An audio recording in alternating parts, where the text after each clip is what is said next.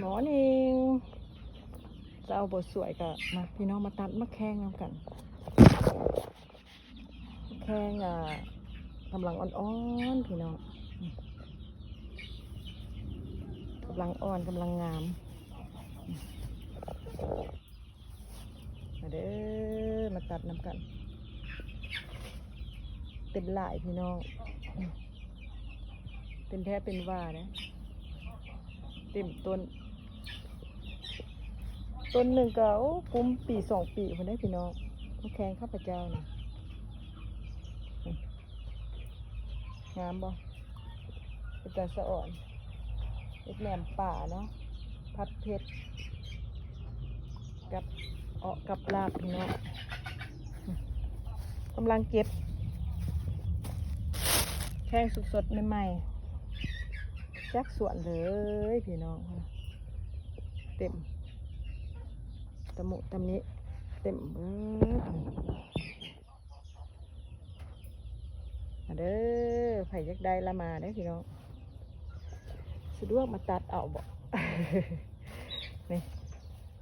หลายกระดอกกระเดียสะดวกมาตัดเอาบ่หรือว่าสิตัดไปส่งให้เนาะพี่น้องเนาะแข้งใหม่ๆจากสวนเลยหลายพี่น้องตะมุตะมิเต็มมี3 ต้นที่ว่ากำลังพร้อมเก็บเนาะแล้วก็มีอยู่30 ต้นกำลังอีกประมาณอีก20 ปลายมือก็เริ่มเป็นดอกแล้วเนาะพี่น้องเนาะปงดอกปงผลแล้วดิแข้งจ้ะแข้งงามๆเป็นแท้เป็นว่าเป็นวีพนนะพี่น้องมะแข้งนี่นะในข้าพเจ้าเจ็บนะวันนี้เป็นเวลามุก3-4 โลมุก3-4 โล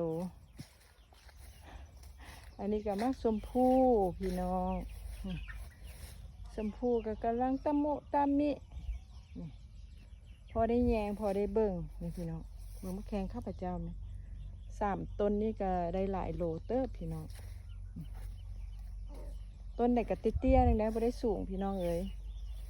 พอได้เก็บหนาบ้างไหมวีเด็กก็ได้มะแข้งจ้ะสวยงามมากได้ฟุ่มพันนะนี่ฟุ่มหนึ่ง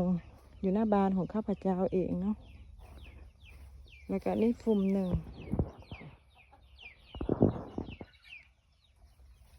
2 ฟุ่มละฟุ่มนี้อีก